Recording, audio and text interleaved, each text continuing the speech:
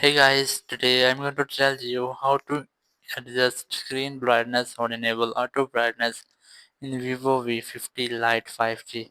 If you're using Vivo V50 Lite 5G and now you want to adjust your screen brightness or enable auto brightness in your phone, so let's see how can you do this.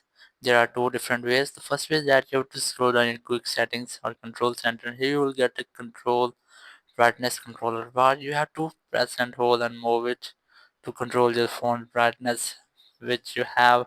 And here's the auto brightness. You just have to tap on it to enable it or tap on it again to disable it.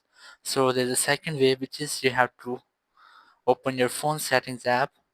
From here just look for brightness and display or display and brightness option. Just tap on it and then you'll get a brightness controller bar. You just have to move it to control your screen brightness.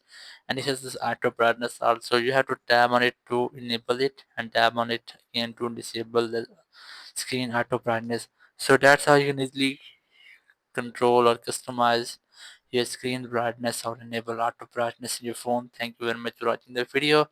Until next video, bye bye.